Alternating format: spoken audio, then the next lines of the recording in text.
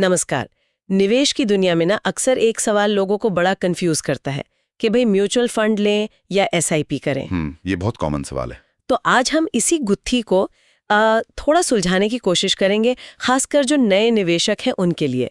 समझने वाली बात यह है कि म्यूचुअल फंड तो एक निवेश का जरिया है और एसआईपी वो तो बस उस जरिए तक पहुंचने का एक तरीका है। एग्जैक्टली एक रास्ता है बस।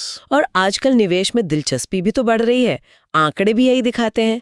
2020 में कोई 81 लाख नए खाते खुले और मार्च 2021 में तो एसआईपी से ही करीब 91.8 बिलियन रुपए लगे। हाँ, काफी तेजी से बढ़ाइए। तो चलिए समझते हैं फिर कि ये है क्या और इनमें असल फर्क क्या है। जरूर। तो पहले बात करते हैं म्यूचुअल फंड की।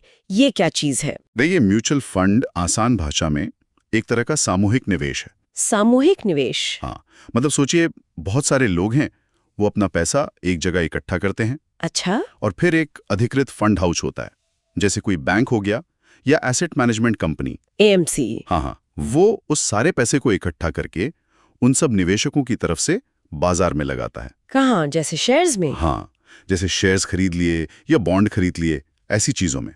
और आमतौर पर इसमें लोग एक बार में एक बड़ी रकम लगाते हैं, जिसे एक मुश्त या लमसम कहते हैं। ओके, एक मुश्त। और इसका मकसद बड़ा साफ है, निवेशकों के लिए पैसा बनाना, मतलब मुनाफा कमाना। ओके। और साथ साथ रिस्क को थोड़ा कम करना। अच्छा, रिस्क कम कैसे होता है इसमें? वो होता है विविधीकरण से, डाइवर्सिफिकेशन जिसे कहते हैं। डाइवर्सिफिकेशन? हाँ, मतलब वो सारा पैसा किसी एक ही शेयर या बॉन्ड में नहीं डाल देते, उसे अलग अलग जगह बांट कर लगाते हैं। अच्छा, ताकि अगर एक जगह नुकसान हो तो दूसरी जगह का फायदा उसे संभाल लें। बिल्कुल। और इस पूरे पोर्टफोलियो को, मतलब कहाँ पैसा लगाना है, कब निकालना है, ये सब एक प्रोफेशनल फंड मैनेजर देखता है। ठीक है। तो ये हुआ म्यूचुअल फंड। अब आते हैं एसआईपी पर। ये क्या है फिर? एसआईपी यानी सिस्टमैटिक इन्वेस्टमेंट प्लान। अब देखिए, नाम में ही इसका मतलब छुपा है, सिस्टमैटिक। हाँ, व्यवस्थित। सही। तो ये म्यूचुअल फंड में ही निवेश करने का एक व्यवस्थित तरीका है। ओ, तो ये कोई अलग प्रोडक्ट नहीं है? नहीं, बिल्कुल नहीं।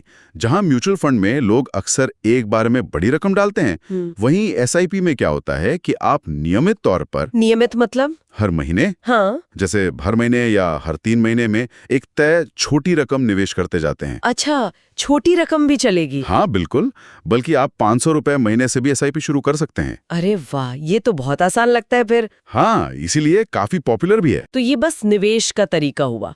ये बात शायद बहुत लोग नहीं समझते। अच्छा, यहाँ एक और बात आती है, कंपाउंडिंग एसआईपी से कहते हैं कि कंपाउंडिंग का फायदा मिलता है। ये क्या है? हाँ, कंपाउंडिंग, इसे आप निवेश का जादू कह सकते हैं एक तरह से। जादू? हाँ, मतलब देखिए, आपने जो पैसा लगाया उस पर आपको कुछ मुनाफा या ब्याज मिला। हाँ। कंपाउंडिंग में वो मुनाफा भी वापस निवेश हो जाता है। अच्छा, वो भी काम पर लग जाता है? बिल्कुल। तो अब आपका मूलधन और उस पर कमाया हुआ मुनाफा दोनों मिलकर और मुनाफा कमाते हैं, और ये सिलसिला चलता रहता है। समय के साथ पैसा तेजी से बढ़ता है। मुनाफे पर मुनाफा। ये तो बढ़िया है।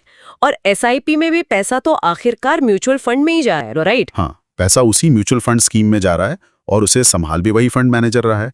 एसआईपी बस उस स्कीम में पैसे डालने का एक ऑटोमेटिक नियमित तरीका है। समझ गई। तो फिर बुनियादी फर्क क्या हुआ? लेख में जो कहा था सेब और संतरे वाली बात। हाँ, वही बात है। म्यूचुअल फंड वो चीज है जिसमें आप निवेश कर रहे हैं, वो निवेश का साधन है, और एसआईपी उस साधन में निवेश करने का एक तरीका है। एक है। लेख कुछ मुख्य अंतर भी बताता है। जैसे पहला तो निवेश की रकम। हाँ, म्यूचुअल फंड में एक मुश्त, एसआईपी में छोटी किश्तें। बिल्कुल। दूसरा, बाजार का उतार चढ़ाव का असर। सोचिए, आपने एक बड़ी रकम एक साथ लगा दी, अब अगर बाजार गिर गया तो ज्यादा नुकसान लगेगा शायद। हाँ, उसका असर ज्यादा महसूस होगा। लेकिन एसआईपी में क्योंकि आप हर महीने थोड़ा थोड़ा लगा रहे हैं, तो आपको लागत औसत या कॉस्ट एवरेजिंग का फायदा मिलता है। कॉस्ट एवरेजिंग, ये क्या होता है? ये बड़ा इंटरेस्टिंग कॉन्सेप्ट है। देखिए, आप हर महीने एक तय रकम लगा रहे हैं, मान लीजिए 1000 रुपए। ठीक है। जब बाजार महंगा होगा तो उस 1000 रुपए में आपको म्यूचुअल फंड की कम यूनिट्स मिलेंगी, और जब बाजार सस्ता होगा तो उसी 1000 रुपए में आपको ज्यादा यूनिट्स मिल जाएंगी। अच्छा। तो लंबे समय में आपकी हर यूनिट की खरीद कीमत एक तरह से औसत हो जाती है। आपको ना बहुत महंगा मिलता है, ना आप सबसे सस्ता पकड़ पाते हैं, लेकिन एक एवरेज कीमत बन जाती है। इससे बाजार के उतार चढ़ाव का जो डर है वो थोड़ा कम हो जाता है। ये तो काफी स्मार्ट तरीका है। अच्छा, और खर्चों का क्या? फीस वगैरह में भी कुछ फर्क होता है? हाँ, थोड़ा फर्क हो सकता है। देखिए, म्यूचुअल फंड में एक वार्षिक रखरखाव शुल्क लगता है, जिसे एएमसी या एनुअल मेंटेनेंस चार्ज कहते हैं। ये फंड को मैनेज करने की फीस है। हाँ, सुना है।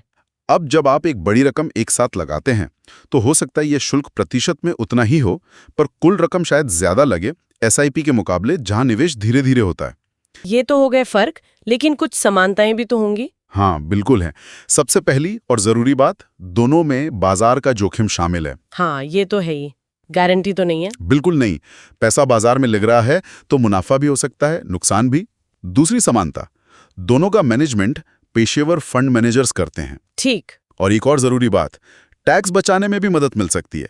कुछ खास तरह के म्यूचुअल फंड्स में चाहे आप एकमुश्त निवेश करें या एसआईपी के जरिए, आयकर अधिनियम की धारा 80C के तहत आपको टैक्स में छूट मिल सकती है। ओ, ये ईएलएसएस वाले फंड्स शायद। हाँ, जैसे equity linked saving schemes, ELSS. इसकी एक सीमा है, 1.5 लाख रुपए तक सालाना निवेश पर आप छूट क्लेम कर सकते हैं, कुछ शर्तों के साथ। तो निचोड़ यही है कि एसआईपी कोई अलग दुनिया नहीं है, वो म्यूचुअल फंड की दुनिया का ही एक रास्ता है। बिल्कुल सही। एसआईपी म्यूचुअल फंड का ही एक व्यवस्थित रूप है। अब एकदम साफ हो गया। म्यूचुअल फंड निवेश का प्रकार, एसआईपी उसी निवेश में पैसा डालने का एक तरीका। हाँ, अगर हम इसे एक बड़ी तस्वीर में देखें तो ऐसे समझें, म्यूचुअल फंड वो गाड़ी है जो आपको आपके वित्तीय लक्ष्य तक ले जा सकती है। और एसआईपी? और एसआईपी उस गाड़ी में नियमित रूप से थोड़ा थोड़ा करके पेट्रोल भरवाने जैसा है, ताकि सफर चलता रहे। वाह, ये एनालॉजी अच्छी है। तो कोई भी निवेश का फैसला लेने से पहले ये बुनियादी फर्क समझना बहुत जरूरी है। बिल्कुल, ये क्लैरिटी होना ही पहला कदम है। और यहीं से देखिए, एक और दिलचस्प सवाल दिमाग में आता है। क्या? हमने बात की कि एसआईपी लागत औसत से बाजार के उतार चढ़ाव का असर कम करता है। हाँ। तो क्या इसका मतलब ये है कि एसआईपी करने वाले को बाजार की टाइमिंग के बारे में बिल्कुल नहीं सोचना चाहिए? मतलब जब एक निवेशक ये चुन रहा हो कि एक मुश्त पैसा लगाए या एसआईपी करे, तो बाजार कब ऊपर जाएगा कब नीचे, ये सोचना कितना जरूरी है? ये तो सोचने वाली बात है। क्या एसआईपी से सच में टाइमिंग की चिंता पूरी तरह खत्म हो जाती है? यही सवाल है। शायद पूरी तरह नहीं, लेकिन ये चिंता कम जरूर कर देता है। ये एक अलग चर्चा का विषय हो सकता है। बिल्कुल। तो इसी विचार के साथ आज की चर्चा यहीं रोकते हैं। उम्मीद है म्यूचुअल फंड और एसआईपी का ये कंफ्यूजन अब काफी हद तक दूर हो गया होगा।